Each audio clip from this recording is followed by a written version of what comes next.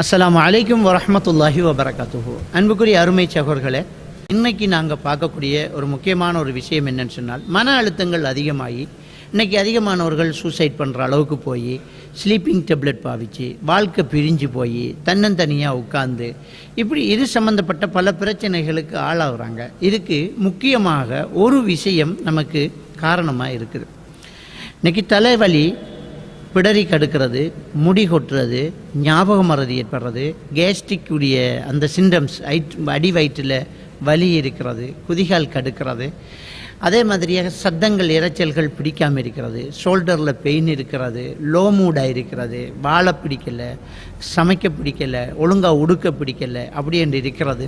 ஏதாவது வீட்டில் இருக்கக்கூடிய வேலையை செய்ய முடியலை, இப்படியான சூழ்நிலைக்கு தள்ளப்படுவதும். அதே மாதிரி ஆண்கள் அவங்க ஆண்மை குறைவற்றவர்களாக அவங்க தாழ்த்தி கொள்வது, நம்மளால் ஒன்றுமே பண்ண முடியாது அப்படின்னு அவங்க நினைக்கிறது, பிள்ளைகள் முகத்தை பார்த்து பேச முடியாமல் இருக்கிறது, வீட்டுக்கு போகிறதுக்கே விருப்பம் இல்லாமல் இருக்கிறது, நண்பர்களை சந்திக்க முடியாமல் இருக்கிறது, வியாபாரத்தில் எப்போவுமே பின்னடைஞ்சிக்கிட்டே இருக்கிறது. இப்படிப்பட்ட பல காரணங்கள் ஏற்பட்டுகிட்டே இருக்குது. ஒட்டுமொத்தமாக இந்த காரணங்கள் எல்லாத்துக்குமே ஸ்ட்ரெஸ் தான் காரணம்.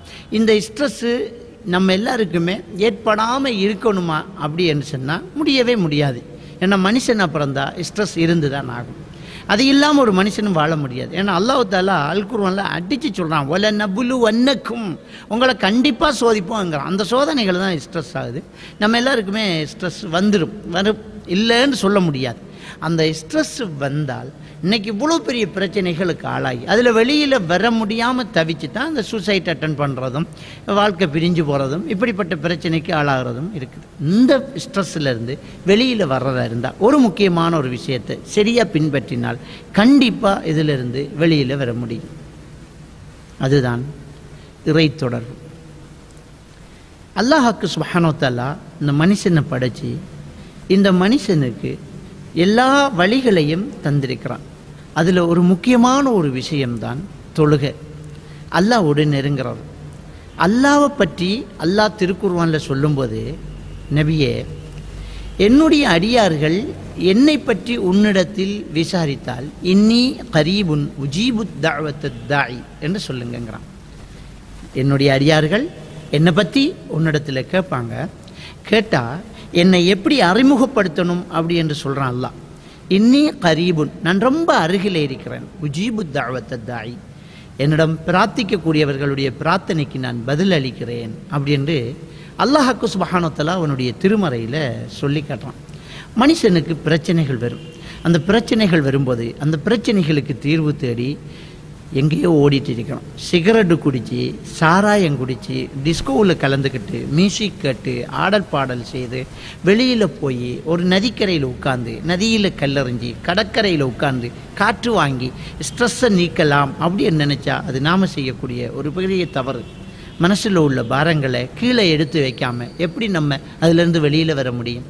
அல்லாஹ் தஆலா இந்த மனுஷனை படைச்சிட்டு இந்த மனுஷனுக்கு இறைவனை அறிமுகப்படுத்துகிற விதம் எப்படி தெரியுமா? நான் ரொம்ப அருகில் இருக்கிறேன், என்னகிட்ட கேட்டால் நான் அதுக்கு கொடுக்குறேங்கிறான். என்கிட்ட கேளு, நான் அதுக்கு பதில் அளிக்கிறேங்கிறான். அப்போ இறைவனை நாம் நெருங்குறதில்லை. இன்றைக்கி தொழக்கூடியவர்களுடைய எண்ணிக்கை அப்படியே குறைஞ்சிக்கிட்டு போகுது. இறை தொடர்பு அப்படியே குறைஞ்சிட்டு போகுது. எப்போ இந்த தொலைத்தொடர்பு சாதனம் வந்துச்சோ, எப்போ இந்த ஃபோனு வந்துச்சோ, எப்போ இன்டர்நெட்டு, டிவி இதெல்லாம் வந்துச்சோ, வேறு ஒரு தொடர்பில் நம்ம மைண்டை வச்சுக்கிட்டே இருக்கிறோம். எப்போ பார்த்தாலும் இன்னொரு தொடர்பில் இருந்துகிட்டே இருக்கிறோம். இறை தொடர்பு அப்படியே குறையுது. அல்லாஹ்வை நெருங்கிறது, அல்லாஹ்கிட்ட ஓடி போய் கேட்குறது நம்மகிட்ட குறைஞ்சிக்கிட்டே இருக்குது. நபிகள் நாயகம் ஸல்லல்லாஹு அலைஹி வஸல்லம் அவர்களை பற்றி சொல்லும்போது சஹாபாக்கள் என்ன சொல்கிறாங்கன்னா, அவருக்கு ஏதாவது ஒரு பிரச்சனை ஏற்பட்டால் தொழுகையின் பக்கம் விரைவாங்க.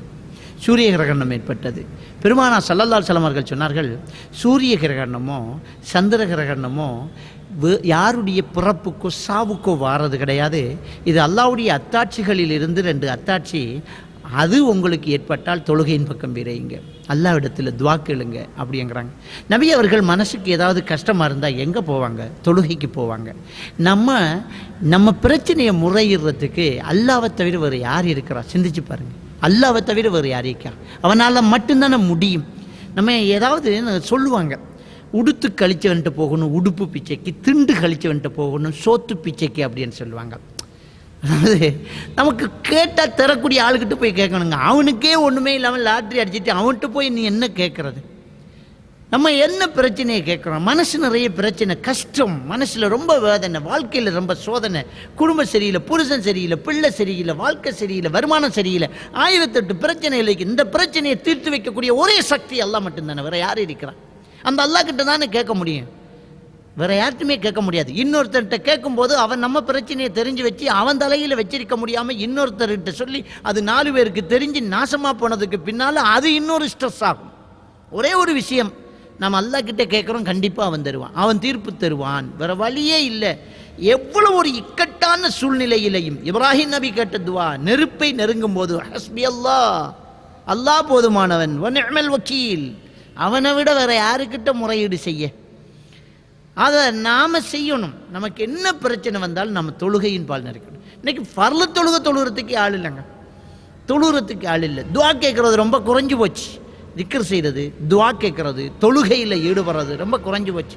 அந்த தொழுகையும் ரொம்ப ஸ்பீடாக போயிட்டு இருக்குது. இன்றைக்கி அது வேறு, பள்ளிவாசல்லாம் இழுத்து மூடியாச்சு, ஜும்மாக்கள் இல்லை, ஜமாத் தொழுகைகள் இல்லை, தொழுகக்கூடிய அந்த வழிகளெல்லாம் இழுத்து மூடியாச்சு, தொலைத்தொடர்புகள் எல்லாம் கையில் வந்தாச்சு. தொடர்பு அல்லாஹ் கிட்ட வைக்காம இன்னொரு கருவிக்கிட்ட வைக்குது. இந்த இந்த உலகத்தினுடைய வளர்ச்சி அல்லாஹ் கிட்ட கேட்கணும். நம்ம இப்போ நல்ல நேரத்தோடு இருக்கிறோம், நல்ல நேரங்கள் நமக்கு இருக்குது, அல்லாஹ் கிட்ட கேட்போம். சுஜூதில் நேரத்தை நல்லா கூட்டும். துவா கேட்கக்கூடிய ஒரு இடம் சுஜூது. அத்தஹியாத்துக்கு பின்னால் சலாம் கொடுக்கறதுக்கு முன்னால் அல்லாஹ் கிட்ட கேட்போம்.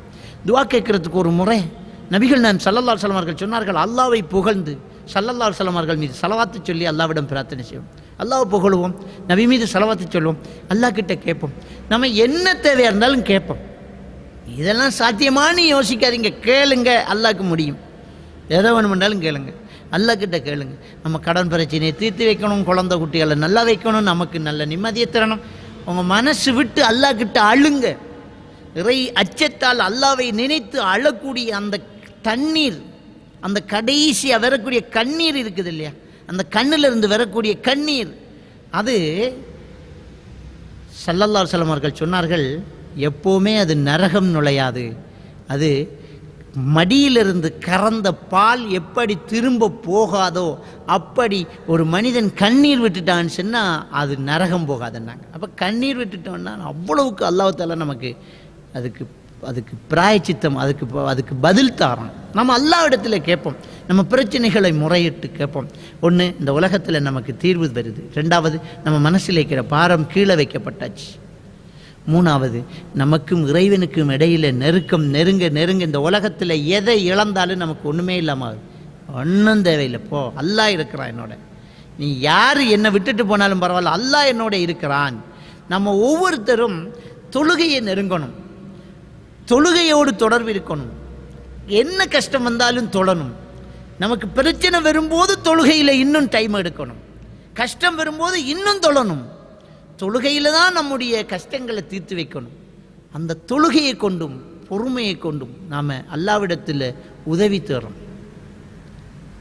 அல்லாஹ்விடத்தில் உதவி தர்றோம். எதை வச்சு உதவி தர்றோம்? வஸ்தஈனு பிஸ்ஸப்ரி வஸ்ஸலா, பொறுமை, தொழுகை, இதை கொண்டு நீங்கள் அல்லாஹ்விடத்தில் உதவி தேடுங்கள். அப்போ முதல்ல நமக்கு ஏற்பட்ட கஷ்டங்களுக்கு பொறுமை, அல்லாஹ்வுடைய எழுத்து, அல்லாஹ்வுடைய நாட்டம் ஏற்றுக்கிறேன். 2வது தொழுகை. போய் தொழுகையில் நின்று அல்லாஹ் கிட்ட கேளுங்க, யாரெல்லாம் என் கஷ்டத்தை போக்கு கேட்போமே. இதுதான் ஸ்ட்ரெஸ்ஸை போக்குறதுக்கு உலகத்திலேயே சிறந்த வழி. மற்ற எல்லா வழிகளும் ஃபெயிலியர் தான். தொழுகையை கொண்டு அல்லாஹ்விடத்தில் நெருங்கி நம்முடைய கஷ்டத்தை போக்குவோம். இது இன்னைக்கு தொடர்பில்லாமல் போகுது. அதனால தான் இன்றைக்கி உலகத்தில் எவ்வளவு ஸ்லீப்பிங் டேப்லெட் பாவிச்சிட்டு இருக்கிறாங்க. எல்லாம் வல்ல அல்லாஹ் சுப்ஹானஹு வ தஆலா நம்மை அனைவரையும் தொழுகையாளிகளாக ஆக்க வேண்டும். தொழுகை தான் ஒரு மனிதனுக்கு மறுமையில் விசாரிக்கப்படக்கூடிய முதல் கேள்வி தொழுகையை பற்றிங்கிறத ஸல்லல்லாஹு அலைஹி வஸல்லம் அவர்கள் சொன்னார்கள். அதை நானும் நீங்களும் நிறைவேற்ற அல்லாஹ் நம்ம அனைவருக்கும் அருள் செய்வானாக. வாஹிரு தஅவானா அல்ஹம்துலில்லாஹி ரப்பில் ஆலமீன்.